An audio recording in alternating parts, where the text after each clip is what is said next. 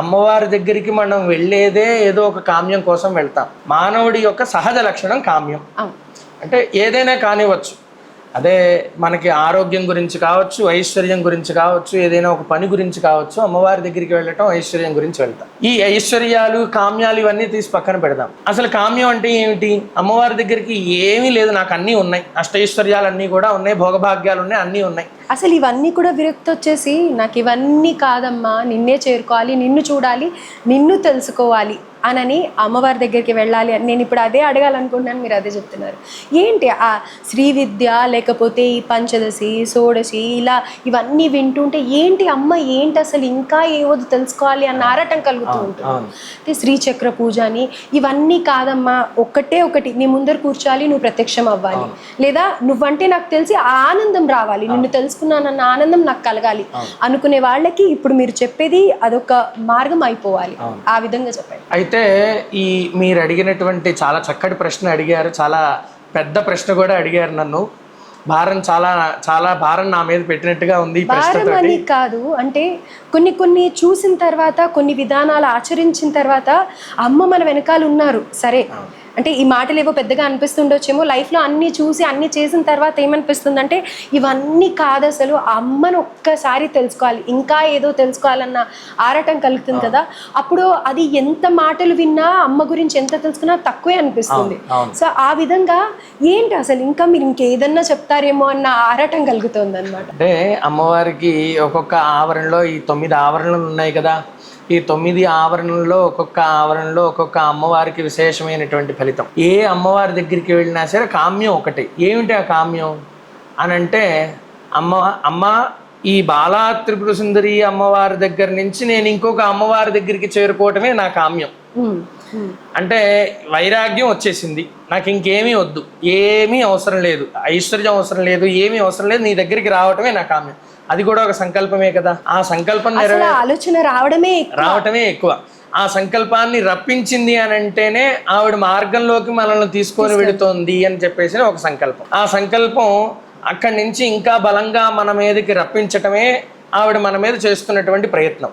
ఆవిడే మన మీద ప్రయత్నం చేస్తున్నప్పుడు మనం ఆవిడ దగ్గరికి వెళ్ళడానికి ఎందుకు ప్రయత్నం చేయకూడదు అనేటువంటి సంకల్పం మనస్సులో గనక కలిగినట్లయితే మనం చిట్ట చివరికి ఎక్కడికి చేరుకుంటామంటే ఆవిడ దగ్గరికి చేరుకుంటాం. ఎట్లా అని అంటే, భక్తితో ఎప్పుడైతే మనం అమ్మవారిని ప్రతి క్షణం కూడా కొలవటం మొదలు పెడతామో, ప్రతి క్షణం కూడా అమ్మవారిని పూజింపజేయటం మొదలు పెడతామో, ప్రతి క్షణం అమ్మవారిని ఆరాధింపజేయటం మొదలు పెడతామో, అప్పుడు అమ్మవారికి మూల ప్రకృతిరవ్యక్త వ్యక్త వ్యక్త స్వరూపిణి అమ్మవారి దగ్గరికి వెళ్ళి మూలానికి చేరుకుంటాం. అమ్మవారి దగ్గరికి ఆవిడే అనంతకోటి శక్తి సహితాయి శ్రీ విద్యాయి శ్రీ మహాత్రిపుర సుందరీ దేవ్యై అనంతకోటి శక్తి సహితం. ఆవిడ అనంతకోటి శక్తి సహితంగా ఉంటుంది. ఆవిడ పేరే శ్రీ విద్యా అమ్మవారు, ఆవిడే మహాత్రిపుర సుందరి అమ్మవారు. ఈవిడ దగ్గరికి చేరుకోవటమే ఇంకా ఆఖరి ఘట్టం.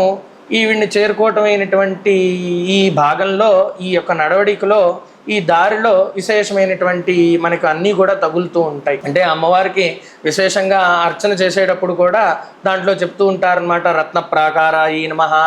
ఇట్లా అన్నీ కూడా రత్న ప్రాకారము, మణిరత్నమైనటువంటి ఖచ్చితమైనటువంటి ప్రాకారాలు, అమ్మవారికి విశేషమైనటువంటి ప్రాకారాలు. ఆ అమ్మవారికి మాణిక్య వీణాముపలాలయంతీం మదాలసాం మంజుల వాగ్విలాసాం మాహేంద్ర నీలజ్జితి కోమలాంగీం మాతంగ కన్యాం మనసా స్మరామి. అమ్మవారు ఇవన్నీ కూడా అవసరం లేదు, మనస్సులో ఒక్కసారి స్మరణ చేయి చాలు, నేను వచ్చేస్తాను అని అమ్మవారు. అట్లా ఒక్కసారి భక్తి శ్రద్ధలతో ఎవరైతే ఈ మనసులో స్మరణ చేస్తామో, అమ్మవారు మన ఎదుట కళ్ళు మూసుకొని మనం ఆ స్మరణ చేయటం ద్వారా మనస్సులో అమ్మవారు వెంటనే అమ్మవారు మన ఎదుట వచ్చి కూర్చొని ఆవిడ రూపం ఎట్లా ఉన్నది అని అంటే, చతుర్భుజే చంద్రకళావతంసే కుచోన్నతే కుంకుమరాగశోణే పుండ్రేక్షుపాశాంకుశ పుష్పబాణహస్తే నమస్తే నమస్తే జగదేకమాతః. జగజ్జనని అయినటువంటి మహాత్రిపుర సుందరి అమ్మవారు 4 చేతులతో వచ్చింది. ఆవిడే సింధూరారుణ విగ్రహం. ఇక్కడ లలిత దగ్గరకు వచ్చేసరికి సింధూరారుణ విగ్రహం త్రినగనాం మాణిక్యమౌళి స్ఫురత్తారానాయక శేఖరాం స్మితముఖీ మాపీ నవక్షోరుహాం. అమ్మవారికి అట్లా చెప్తూ చక్కగా ఆవిడ చేతిలో సకుంకుమ విలేపనామళిక చుంబి కస్తూరికాం సమంద చక్కగా నవ్వుతూ ఉన్నదట మన ఎదురు నించోని. సమంద హసితే క్షణాం సశరచాపపాశాంకుశాం చెరుకు విల్లు పట్టుకొని ఉన్నది, చక్కగా చేతిలో అమ్మవారు విశేషమైనటువంటి ఫలితాలు. ఇటువంటి అమ్మవారి దగ్గరికి వెళ్ళి ఈ యొక్క నాయనా నువ్వు నన్ను ఎందుకు పిలిచావు అని చెప్పేసి అమ్మవారు ఎదురుకుండా వచ్చి అడిగింది. అంటే అమ్మవారి దగ్గరికి వెళ్తే అమ్మవారు, అమ్మ ఒక్కసారి నిన్ను నమస్కారం చేసుకుందామని పిలిచాను, నువ్వు అనుగ్రహిస్తే చాలు, నువ్వు నా దగ్గరికి వస్తే చాలు, నమస్తే నమస్తే జగదే కమాత, చాలమ్మా, నేను నిన్ను నమస్కారం చేసుకుంటే చాలు, నాకు ఆ ఫలితం అంతా కూడా వచ్చినట్లే, నిన్ను నేను చేరుకున్నట్లే, అటువంటి శక్తిని నాకు అందించావమ్మా, చాలు, చాలా విశేషమైనటువంటి ఫలితం ఇది, ఇంతకు మించి నాకేమీ అవసరం లేదు అని చెప్పేసి చండీ సప్తశతిలో కూడా మనకి చాలా విశేషమైనటువంటి ఫలితాలన్నీ కూడా చెబుతూ అమ్మవారికి దేహి సౌభాగ్యం ఆరోగ్యం దేహి దేవి పరం సుఖం రూపం దేహి జగన్ దేహి యశోదేహి ద్విషోజహి, అమ్మవారికి సౌభాగ్యం ఇవ్వమని ఆరోగ్యాన్ని ఇవ్వమని దేనికోసం కోరుతున్నామనంటే రూపం దేహి జగన్ దేహి యశోదేహి ద్విషోజహి, అమ్మ నీ దగ్గరికి రావాలి, అటువంటి విధంగా నన్ను అనుగ్రహించు, నువ్వు నా ఎదుట ఉండాలి, అటువంటి విధంగా నన్ను అనుగ్రహించు, మాతృ రూపేణ సంస్థిత నమస్తస్యై నమస్తస్యై నమస్తస్యై నమో నమః. 5వ అధ్యాయంలో అమ్మవారు విశేషంగా మహా సరస్వతి అవతారంగా ఉంటుంది 5వ అధ్యాయంలో. ఆ 5వ అధ్యాయంలో ఉన్నటువంటి మహాసరస్వతి అమ్మవారిని విశేషమైనటువంటి ఆవిడ ఇచ్చేటువంటి శక్తులన్నింటినీ కూడా చెప్పుకుంటూ వెళుతూ అమ్మవారికి ఆ శక్తులన్నింటిలోనూ కూడా ఆఖరి శక్తి ఏమిటి అని అంటే అన్నీ చెప్పేసేసాము, అన్నీ బాగున్నాయి, కానీ అంటే మనం వెళ్ళి ఎవరి దగ్గరికైనా వెళ్ళి మనం చెబుతూ ఒకరిని పొగుడుతూ వారు సాటిస్ఫాక్షన్ అవ్వట్లేదు, ఎన్ని చెప్పినా సరే అవ్వట్లేదు. వారు సాటిస్ఫాక్షన్ చేయడం కోసం మనం ఏదైనా ఒకటి చెప్పాలి అని అంటే ఏం చేయాలి? అయితే వారి గొప్ప గురించి అయినా వివరించాలి, లేదా వారి శక్తి గురించి అయినా వివరించాలి. ఇవన్నీ కూడా ఆవిడికి తెలియనివేం కాదు. ఆవిడికి తెలియనటువంటిది. అట్లానే మనం ఆవిడికి చెప్పాలనుకున్నటువంటిది ఏదైనా విశేషంగా చెప్పాలి అని అంటే ఏంటి అని అంటే మాతృ రూపేణ సంస్థిత, తల్లి కంటే గొప్పది ఏమిటి? ఏమీ లేదు. అమ్మా నువ్వు తల్లివి కదా, నాకేం కావాలో నీకు తెలీదా? నాకేమి ఇవ్వాలో నీకు తెలీదా? అట్లానే నన్ను ఎటు నడిపించాలో నీకు తెలీదా? అటువంటి తల్లివే నువ్వు కదా, నా తల్లివి నువ్వు ఎదురుకుండా నించున్నప్పుడు నాకు నిన్ను పూజింప చేసుకోవటం, ఇంతటి శక్తిని నాకు అందించినప్పుడు నువ్వే కదా నా తల్లివి, ఇంకేమన్నా ఉందా అని చెప్పేసి అమ్మవారిని విశేషమైనటువంటి రూపంలో లోతుగా వెళుతున్న కొద్దీ ఈ యొక్క విశేషమైనటువంటి ఫలితాలన్నీ కూడా మనకి అమ్మవారు విశేషంగా అందిస్తుంది. అమ్మవారిని పూజింప చేసుకునేటువంటి వాళ్ళు బయట బాగా ఎండగా ఉంది అని అనుకున్నాం, అమ్మవారిని పూజింప చేసుకునేటువంటి వాళ్ళకి మనకి లోపలగా చల్లగా ఉంటుంది. బయట బాగా ఎండగా ఉంది, మనం ఎండలో నుంచి వస్తూ ఉంటే బాగా ఎండగా ఉంది అని మనం అనుకునేటప్పటికీ అమ్మవారు మన శరీరం అంతా కూడా చల్లదనం చేస్తుంది, లేదా ఆ వాతావరణం మనం వెళ్తున్నంతసేపు పాటు కూడా చల్లగా ఉంటుంది. ఈ క్షణంలో వర్షం పడితే బాగుండు అని చెప్పేసి అమ్మవారి మూలం దగ్గరికి అమ్మవారి దగ్గరికి వెళ్ళేటప్పటికి మనం ఏది కావాలో అనుకుంటున్న వెంటనే అమ్మవారు మనకు అందిస్తూ ఉంటుంది. అట్లానే గాయత్రి ఉపాసనలో అమ్మవారికి ఎవరైతే సంధ్యావందనం చేస్తూ ఉంటారో ఆ సంధ్యావందనం చేసేటువంటి వాళ్ళకి ప్రధానమైనటువంటి దేవత గాయత్రి, అందరికీ తెలిసిన విషయమే. ఆ గాయత్రి అమ్మవారికి ముందు సావిత్రి ఉంటుందిట. ఆ గాయత్రి అమ్మవారిని ఎవరైతే పూజింపచేస్తున్నారో, ఆ గాయత్రి అమ్మవారిని ఎవరైతే పూజింపచేసేటువంటి వ్యక్తి ఒక దగ్గరికి వెళుతున్నాడో, ఆ సావిత్రి ముందే, గాయత్రి కంటే ముందు, ఈ వ్యక్తి కంటే ముందు సావిత్రి అక్కడికి వెళ్ళి ఆ అమ్మవారు నా యొక్క భక్తుడు, నా కుమారుడు వస్తున్నాడు అని చెప్పేసి ఆ సావిత్రి అమ్మవారి ఈ యొక్క ఎవరైతే సంధ్యావందనం చేసేటువంటి వ్యక్తి ఎవరైతే వెళుతూ ఉంటాడో ఆ వ్యక్తికి కావాల్సినటువంటి ఫలితాలన్నీ కూడా అక్కడ అందిస్తుందన్నమాట. అంత విశేషమైనటువంటి ఫలితం మన ఈ యొక్క పురాణంలో చెప్పబడి ఉన్నది. అట్లా ఈ యొక్క సావిత్రి అమ్మవారినే కాదు, ప్రతి అధిష్టాన దేవతకి కూడా మనం చెప్పుకున్నట్టుగా సాంగం సాయుధం, అట్లా ఈ యొక్క అధిపతి దేవతలు ఉంటారనమాట. అధిదేవత ప్రత్యధి దేవత. ఒక అమ్మవారు, ఇప్పుడు విశేషంగా చండీ అమ్మవారిని తీసుకుందాం. ఆ అమ్మవారికి ముగ్గురు అమ్మల్లో ప్రధానమైనటువంటి దేవత మహాత్రిపుర సుందరి, ఆవిడే చెప్పుకున్నాం అనంతకోటి శక్తి. అంటే ఈ యొక్క సప్తశతి మొత్తం అంతా కూడా 3 ఘట్టాలుగా విభజించబడింది. మహాకాళి, మహాలక్ష్మి, మహాసరస్వతి, ఈ ముగ్గురు కలిపితేనే మహాత్రిపుర సుందరి. అటువంటి ఈ ప్రధానమైనటువంటి దేవత ఎక్కడికైతే వెళ్ళబోతూ ఉన్నదో ఆ వెళ్ళబోతున్నటువంటి దానికి ముందు వీరు ముగ్గురు కూడా వెళ్ళి, అధిదేవత ప్రత్యధి దేవత ఉంటారు. అంటే మనకి అర్థమయ్యేటటువంటి భాషలో చెప్పుకోవాలి అని అంటే మన శ్రేయోభిలాషులని, లేదంటే కనుక మన పక్కన ఉన్నటువంటి బాడీ గార్డ్స్ అని చెప్పుకోవచ్చు మనకు అర్థమయ్యేటువంటి భాషలో. అట్లా మనం వెళుతున్నదానికంటే ముందు వీరిద్దరూ కూడా వారి దగ్గరికి వెళ్ళి ఆ ప్రాంగణానికి వెళ్ళి, అంటే వీరు మనకు కనిపిస్తారా అంటే కనిపించరు. ఎవరి దగ్గర ఒక రూపంలో మీరు వస్తున్నారు, మీరు అమ్మవారు ఉపాసకులు, మీరు ఇక్కడికి వస్తున్నారు అని అంటే మీకు కావాల్సినటువంటి, మీరు లోపల గుళ్ళోకి రాగానే ఏమండి ఆసనం అక్కడ ఉంది అని చెప్పేసి ఎవరో వచ్చి చెప్తారు మీకు. వాళ్ళు ఎవరు కూడా మనకి ఎవరో తెలియదు. అట్లానే వచ్చిన వెంటనే ఎవరో మనల్ని పలకరిస్తారు, ఏమండి బాగున్నారా అని. అసలు వారిని మనం ఇతపూర్వం ఎప్పుడు చూసుండము, వారితో మాట్లాడి ఉండము, కానీ మనల్ని బాగున్నారా అని ఎందుకు అడిగారో మనకు తెలియదు. ఎందుకు అనంటే మనలో ఉన్నటువంటి శక్తి అయినటువంటి ఆ అమ్మవారిని బాగున్నారా అని అడిగారు. ఎదురుకుండా వచ్చి ఇంకొక అమ్మవారు బాగున్నావా అని, సావిత్రి అమ్మవారిని గాయత్రి బాగున్నావా అని అడిగింది. ఇది విశేషమైనటువంటి ఫలితం. అట్లా మనకి ఆ ప్రాంగణానికి వెళ్ళేసరికి ఆ అమ్మవారు ఒక్కొక్క రూపంలో దాలుస్తూ, ఒక్కొక్క రూపంలో ఒక్కొక్క అవతారంలో మన ఎదురుకుండకు వస్తూ అటువంటి ద్రవ్యాలు, అటువంటి కావాల్సినటువంటి పదార్థాలన్నీ కూడా మనకు అందిస్తూ ఉంటుంది. అందుకనే కలియుగంలో విశేషమైనటువంటి ఫలితం ఏమిటి అని అంటే, ఎక్కడ ఉంటుంది అమ్మవారు కానీ, ఈశ్వరుడు కానీ, నారాయణుడు కానీ ఎక్కడ ఉంటాడు? దైవం మానుష రూపేణ, మనుష్య యొక్క రూపంలో భగవంతుడు ఉంటాడు. మనం కింద పడిపోతున్నాం, మనల్ని వచ్చి ఎవరో పట్టుకున్నారు, చెయ్యి లాగారు పడిపోకుండా. ఎవరు వచ్చి లాగారు? ఆ వ్యక్తి ఎవరో మనకి తెలియదు, ఎవరో వచ్చి లాగారు. ఎందుకు లాగారంటే అమ్మవారు నేనున్నాను నీ పక్కన అని పట్టుకొని లాగింది మనుష్య రూపంలో.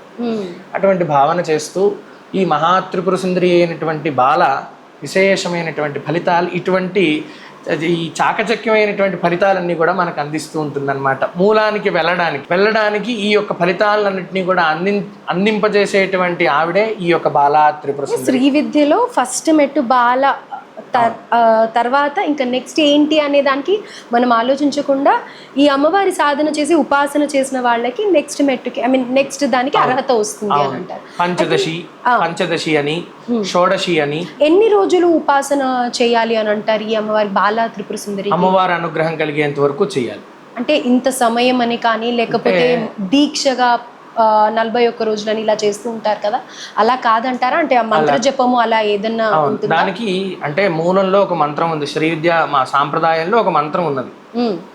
ఆ మంత్రాన్ని అనుష్ఠానం చేసేటువంటి వాళ్ళు గురుపదేశ ఆ మంత్రాన్ని ఉపదేశం చేస్తారు. ఆ గురువుని ఉపదేశం తీసుకునే ముందు ఆ గురువు గారు ఇచ్చిన తర్వాత ఆ బాలా త్రిపుర సుందరి అనుష్ఠానంతో పాటు కొన్ని అనుష్ఠానాలు కూడా ఇస్తారు.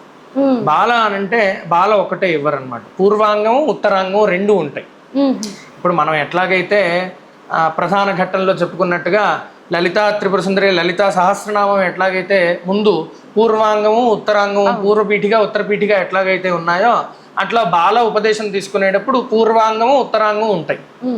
ఈ దేవతల యొక్క అనుగ్రహం కలగాలి, ఆ దేవతల అనుగ్రహం కలగాలి. వీరిద్దరు అనుగ్రహం కలుగుతోన్నది అన్నప్పుడు ఈ అమ్మవారి దగ్గరికి వస్తాం.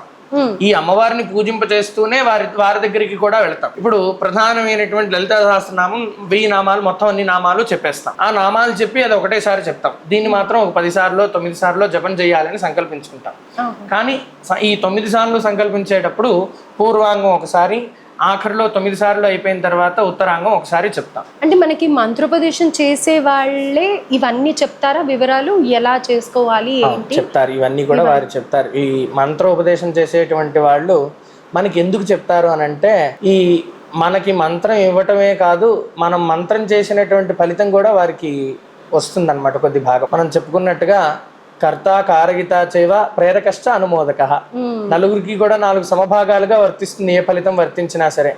అటువంటి మనం చేసిన, మనకి గురువు గారు ఒక ఉపదేశం ఇచ్చారు అని అంటే దానికి పూర్తి భాగమై పూర్తి ఫలితమై గురువు గారు అందుకుంటారు. మనతో పాటుగా గురువు గారు కూడా అందుకుంటారు. మనం ఆ ఉపదేశం తీసుకున్నామండి గురువు గారి దగ్గర, నాకు ఎప్పుడో కుదిరినప్పుడు చేశాను అని అంటే మిగతా రోజుల్లో చేయనటువంటి ఫలితం అంతా కూడా, దోషం అంతా కూడా గురువు గారికి. అటువంటి గురుపదేశం అందుకనే తీసుకునేటప్పుడే మంచి గురువు గారి దగ్గర తీసుకోమని, అట్లానే మంచి గురువు గారు ఉపదేశం ఇవ్వటమే చాలా గొప్పతనం. అమ్మవారు గురువు రూపంలోనే ఉంటుంది. గురుమండల రూపిణి అని చెప్పేసి అమ్మవారికి. ఆ గురుమండల రూపిణి అయినటువంటి అమ్మవారు గురువు గారి ద్వారా మన దగ్గరకు వచ్చింది కదా, మనం ఆవిడికి అగౌరవం చేయకూడదు. ఆవిడ మంత్రోపదేశం మన దగ్గర ఉన్నప్పుడు మనం ఆ మంత్రాన్ని ఉపదేశించినప్పుడు ఆ మంత్రాన్ని అమ్మవారికి 40 రోజులనో లేదంటే సంవత్సరం పాటనో అమ్మవారికి అక్షర లక్ష చేస్తే తర్వాత మంత్రానికి వెళ్ళగలుగుతాం. ఒక్కొక్క అక్షరానికి ఇప్పుడు పంచదశి ఉంది, అమ్మవారికి పంచదశి ఉంటే ఆ పంచదశి అనేటువంటి మంత్రం మొత్తం అంతా కూడా అక్షర లక్ష చేయాలి. చేస్తే మనం ఒక్క అక్షరం 1,00,000 సార్లు 1,00,000 సార్లు చేయాలి. చేస్తే మనం రెండో ఘట్టానికి వెళ్తాం. అంటే ఇట్లా చాలా మంది చేశారా, చేస్తే అందరికీ ఇదే ఫలితం వచ్చిందా, రెండో ఘట్టానికి వెళ్ళారా అనుకోవచ్చు. అమ్మవారు వీరు చేసినటువంటి భక్తి శ్రద్ధ లోపం లేదు అని అనుకున్నటువంటి వాళ్ళకి 1,00,000 చేయాల్సిన పని లేదు. ఒక 1000-2000 సంఖ్య చేసిన తర్వాత వెంటనే కూడా పంచదశి ఉపదేశం ఇచ్చేటువంటి అనుగ్రహం అమ్మవారు కలిగిస్తుంది. అంటే వారికి పూర్వజన్మ కృతం కూడా కొంచెం ఉండాలి. దీంతో పాటు ఒక ఆలోచన రావాలి అన్నా కానీ అది పూర్వజన్మ కృతం కొంచెం ఉండాలి. పూర్వజన్మలో వారు చేసినటువంటి పుణ్య ఫలితం 90% ఉందనుకోండి, 10% కదా అని తీసేసి 90% ఫలితాన్ని మళ్ళీ నెక్స్ట్ స్టెప్లో అమ్మవారు ఇచ్చేస్తుంది. అట్లా వారికి పూర్వజన్మలో 10% పుణ్యం ఉండి 90% పుణ్యం మొత్తం పాపమే అనుకోండి, ఆ 10% ఈ 90% పూరించేంత వరకు కూడా ఆ పుణ్య ఫలితం రాదు. అరే మనం 1,00,000 చేసాము అయినా సరే పంచదశి ఉపదేశం తీసుకోలేకపోతున్నాం, 1,00,000 చేసాము అయినా సరే మనం అమ్మవారి అనుగ్రహాన్ని పొందలేకపోతున్నాం అనుకున్నటువంటి వాళ్ళకు కూడా పూర్వజన్మ కృతాలు కొన్ని ఉంటాయి. ఆ పూర్వజన్మ కృతాలు ఆ దోషాలన్నీ కూడా పోవాలి అని అంటే స్మరణాన్ ముక్తి, స్మరణమే ముక్తి మార్గాన్ని చూపిస్తుంది. అంటే ముక్తి మార్గం అంటే మనం ఇంకేదో పైకి వెళ్ళిపోవటమనో, లేదంటే కనుక పైకి వెళ్ళిపోయి మనం అమ్మవారి దగ్గర చేరుకుంటాము అనే మనం ఉన్నటువంటి దగ్గరే ముక్తి మార్గం. అంటే ఇప్పుడు ఒక దేవత దగ్గర ఉంటే ఇంకో దేవత దగ్గరికి అర్థమయ్యే విధంగా చెప్పుకోవాలి అని అంటే, గ్రౌండ్ ఫ్లోర్లో ఉంటే ఫస్ట్ ఫ్లోర్ కట్టుకోవాలని ఎట్లాగైతే అనుకుంటామో అట్లా గ్రౌండ్ ఫ్లోర్లో ఉన్న వాళ్ళకి ఫస్ట్ ఫ్లోర్గా వెళ్ళాలి. అటువంటి అనుగ్రహాన్ని అందించేటువంటి ఆవిడ ఈ మూల ప్రకృతి రూపిణి అనేటువంటి అమ్మవారు.